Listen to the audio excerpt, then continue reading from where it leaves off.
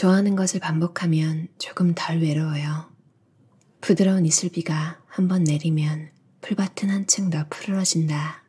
우리 역시 보다 훌륭한 생각을 받아들이면 우리의 앞날도 훨씬 밝아지리라.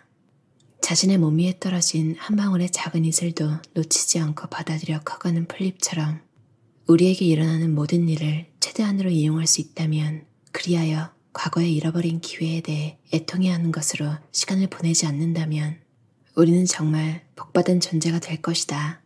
헨리 데이비드 소로. 직업인은 누구나 평판게임에서 자유롭지 못해요. 나와 함께 일한 사람들을 등지고 좋은 평판을 쌓는 길은 없고요. 드라마 PD가 살 길은 하나뿐이죠.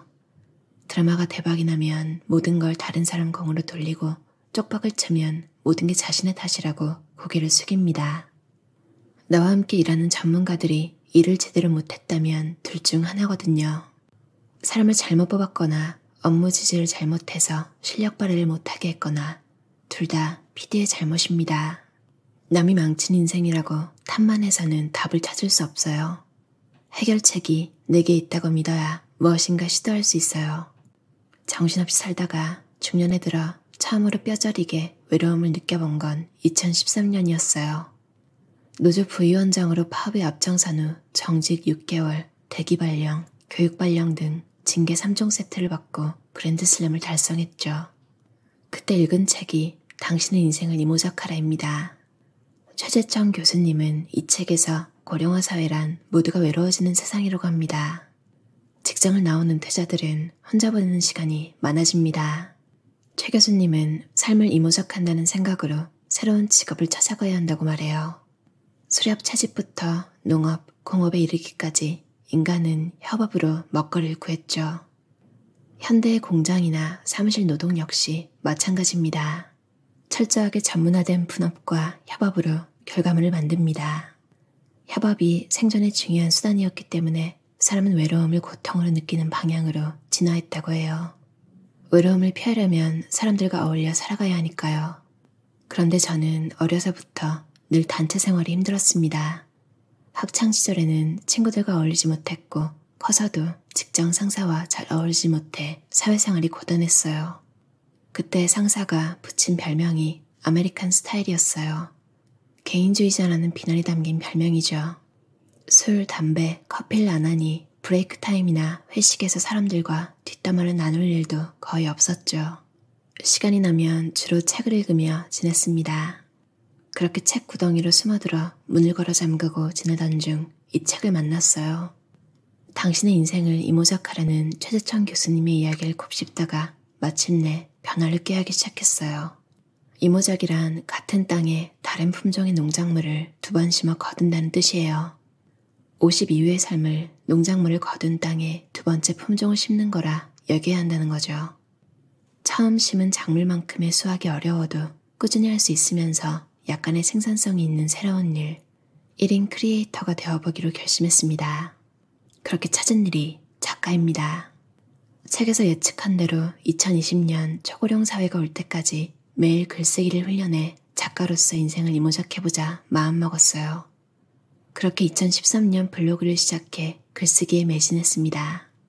시는 모든 사람의 필요를 충족해주지만 단 한 사람의 탐욕도 만족시킬 수 없다.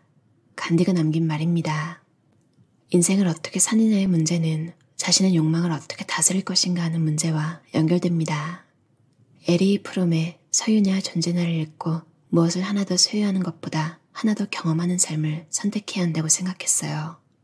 TV 시청보다 독서를 선호하는 PD가 된 것도 그 때문입니다.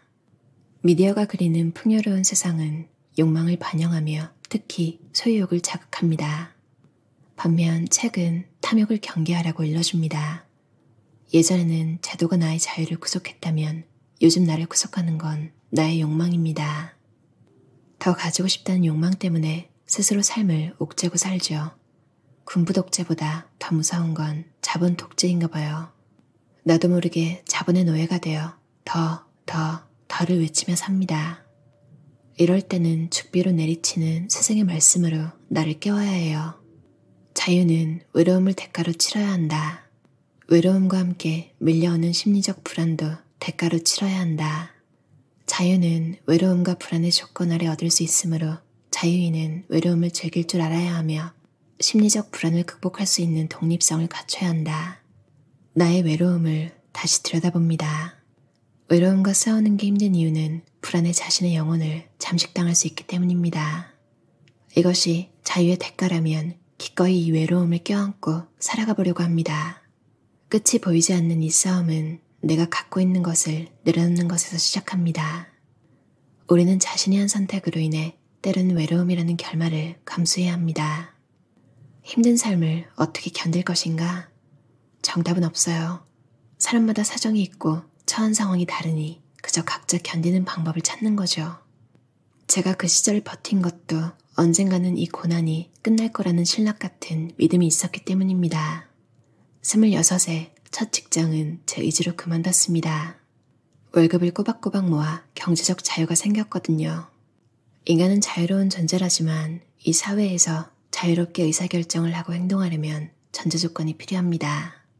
저에게 가장 중요한 조건은 경제적 자립이었고요. 못났다고 느낄 때 다른 사람에게 마음을 활짝 열라고 하는데 자신에게 마음을 열어 연민하고 다독이는 일도 중요해요. 무언가에 몰입하면 덜 외로워요.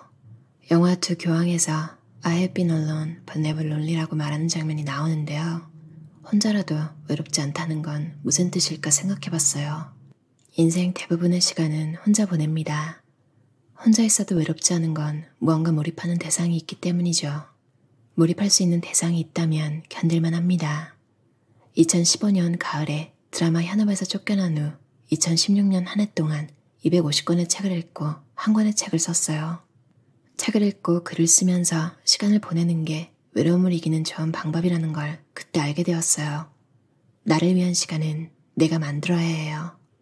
방송사 PD로 일하면서 1년에 책 200권을 읽고 매일 아침 블로그 글을 쓰고 5권 이상 책을 펴내고 여행 광으로 산다라고 책을 썼더니 시간관리 비결이 궁금하다고 해요. 인간에게 가장 공평한 자원이 시간이죠. 누구에게나 24시간이 주어져요. 그 24시간을 남들 하는 거 다 하면서 내가 하고 싶은 것까지 할 순 없어요. 나는 술과 담배, 골프를 하지 않아요. TV도 거의 안 보고 회식이나 동창회에도 안 나가요. 드라마를 찍을 때 어쩔 수 없이 회식을 해야 할 때는 1차만 해요. 참 재미없게 사는 것처럼 보일지도 몰라요. 대신 잠은 하루에 7시간 이상씩 자요. 주말이면 낮잠 자고 밤 9시에 잠자리에 드는 나를 보고 큰딸이 놀려요. 아빠가 무슨 신생아냐고요. 사람들이 술도 안 마시고 회식도 안 하고 골프도 안 하면서 무슨 낙으로 사냐고 묻는데 나에겐 책 읽고 글을 쓰는 게 최고의 행복이에요. 이 방식을 꼭 추천하는 건 아니에요. 나만의 시간관리법일 뿐이랍니다. 왜 이렇게 힘들까? 너무 바빠서 하고 싶은 일도 못하고 라고 생각한다면 곰곰이 따져보세요. 다른 사람의 시계에 맞춰 살고 있지 않은지. 파이어족은 짧게 벌고 적게 쓰기를 기본 지침으로 삼습니다. 은퇴 이후에 필요한 자금을 하루빨리 모으기 위해 소득의 절반 이상을 쓰지 않는 참을성을 갖춰야 해요. 노후에 돈 많은 부자로 살려면 은퇴를 미루고 계속 일을 하는 게 맞죠. 조기 은퇴를 꿈꾸는 이들은 돈 많은 부자가 아니라 시간이 많은 부자를 꿈꾸는 사람들입니다. 은퇴는 평생 다시는 일을 하지 않는 것이 아니라 최소한 돈 때문에 일하지는 않아도 되는 것을 의미한다. 이것이 완전한 경제적 자유, 다시 말해 자기 시간으로 자신이 원하는 일은 무엇이든지 할 수 있는 능력이다. 책 Financial Freedom 중에서 새로운 일에 도전할 때 환영받는 느낌을 받은 적은 없습니다. 가장 큰 복병은 주위 사람들이죠. 한 번 사는 인생, 내 인생은 내가 살지 남들이 대신 살아주지 않아요. 누가 그러거나 말거나 하고 싶은 일이 있으면 도전해봐야죠. 내가 무엇을 할 수 있을지 없을지 직접 해보지 않으면 알 수 없고요. 부족한 점이 있다면 그걸 공부로 채우면서 나아지는 겁니다. 100세 시대에 우리는 나이 70, 80에도 무엇인가를 해야 해요. 세상이 계속 바뀌니까요. 하고 싶은 걸 지속하려면 계속 배우며 도전해야 해요. 주위 사람들이 나의 꿈, 나의 도전을 지지해줄 것이라 기대하지 맙시다. 분명 외로운 도전이겠지만 세상의 욕망에 휘둘리며 살아온 자신에게 한 번 더 기회를 주려면 고독을 견딜 각오를 해야겠죠.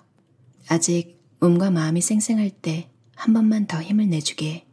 못다한 꿈을 위해 마지막으로 한 번만 더.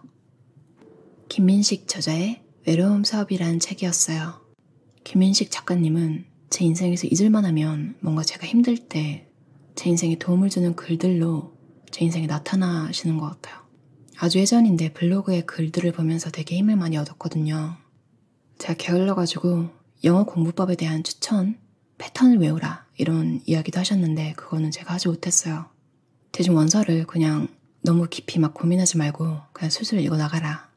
이런 조언은 지켜나갔던 것 같아요.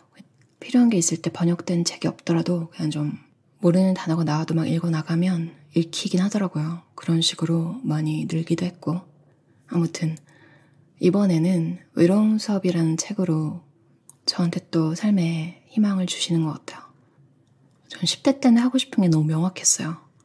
근데 그 명확한 게 진짜인지 나중엔 잘 모르겠더라고요. 한 25 그쯤 돼서는 더 이상 내가 원했던 게 내가 원하는 건지 모르겠고 책에 나온 이야기 같은 이야기를 저도 들은 적이 있어요. 아메리칸 스타일이라고 불렀다고 하잖아요. 그러니까 개인주의자라는 비난이 담긴 별명. 전 별명까지는 안 붙였는데 저보고 좀 저를 싫어하던 상사분이 넌 미국에 가야겠다. 꼭 외국에 나가.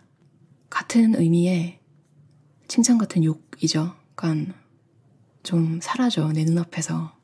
좀 그런 의미였고 아무튼 지금은 외국에 있긴 한데 저를 좋아하는 상사분들이 많았는데도 어딜 가나 한 명은 꼭 이유 없이 싫어하잖아요. 뭐 학창시절에는 그렇다 쳐도 일을 같이 해야 될 때 그리고 같은 직급이라도 저보다 나이가 많으면 그때는 저한테 좀 권력을 행사하는 심지어 제가 일을 잘해서 위의 상사들한테 칭찬을 받으면 좀 니까짓게 왜 이런 느낌으로 좀 분위기가 됐던 것 같아요. 그래서 좋은 상사분이 위에 있어도 제가 전투력 같은 게 좀 강하지 않았어서 지금 생각하면 알게 뭐야. 그냥 회사에서 인정받고 다니고 있으면 사실 그 사람이 더 불안해해야 되는 거잖아요. 일 못하고 저보다 같은 직급인데 이제 좀 성격도 좀 그런 아무튼 이런 얘기까지 나왔는데 또 잘 생각해보면 이 저자가 말한 것처럼 다 협업이잖아요. 그러니까 그분의 신경을 거스르게 한 제 뭔가가 있었겠죠. 그걸 좀 더 세심하게 살피고 눈치를 좀 잘 봤어야 되는데 좀 그런 걸 못했었던 것 같기도 해요. 그리고 저도 좀 팀을 잘못 만나면 되게 짜증 속으로 많이 내는 타입인데 이 책 읽고 좀 반성을 했어요. 아, 잘 되든 못 되든 팀이면 그냥 내 탓이라고 하는 게 낫구나. 이 책에 나오는 내용 중에 전범선 저자 이야기가 있는데 입학 후 졸업까지 한 번도 전교 1등을 놓치지 않아서 일명 강원중의 전설이라 불린 사나이. 그의 공부 비결 중 하나는 지기 싫어하는 마음이랍니다. 대단하죠. 근데 그 다음 이야기가 진짜 공감이 갔어요. 스포츠는 기본적으로 경쟁이다. 하지만 축구나 농구와 같은 단체 경기에서는 이기는 게 내 마음처럼 쉽지 않다. 내가 아무리 열심히 해도 팀원들이 못하면 졌다. 육체적으로도 굉장히 피곤한 일이었다. 이겼을 때 돌아오는 사회적 보상도 크지 않았고 그것마저 팀원들과 나눠 가져야 한다. 공부는 그렇지 않았다. 나만 잘하면 됐다. 육체적으로도 그리 힘들지 않았다. 1등을 했을 때 돌아오는 영광은 나의 독차지였다. 나는 운동에서 채우지 못했던 승부욕을 공부에서 채우기 시작했다. 그게 훨씬 재밌었다. 근데 이제 민족사관학교라는 좋은 고등학교에 가서 보니까 성적으로 승부 내기가 어려웠대요. 그래서 특기를 고민하다 밴드를 시작하셨는데 이제 나중에 디제잉을 하면서 딴따라로 거듭나요. 이렇게 적혀있어요. 1등을 놓고 다투는 공부는 한 명의 1등과 무수한 나머지를 만들지만 창작 활동은 달라요. 제가 좀 중구난방으로 읽었긴 한데 대충 느낌이 오시죠? 세 가지 다른 스타일의 삶을 여기저기 오가는 게 삶인 것 같아요. 그러고 자기가 제일 잘 맞는 삶을 찾는 거. 김민식 작가님의 최근 인터뷰를 본 적이 있는데 자기 관리를 잘 못하는 사람은 오히려 팀워크로 그러니까 회사에 남는 게 낫다고 하더라고요. 왜냐면 이제 집에 혼자 있으면 진짜 루틴이고 뭐고 다 깨지니까. 그렇게 하거나 혹은 혼자 일할 수 있는 걸 찾거나 글쓰기나 음악 만들기 등 이런 걸 하는 거죠. 혹은 다양한 1인 기업이 있잖아요. 1인으로 할 수 있는 일들. 저자도 얘기하는데 협업의 시대, 마지막 남은 1인 작업이 글쓰기입니다. 인생 이모작의 시대. 여러분도 조금씩 뭔가를 준비해가는 것도 마음이 좀 편해지는 지름길일 수 있을 것 같아요. 김민식 저자의 외로움 수업이라는 책 소개였어요. 들어주셔서 감사합니다.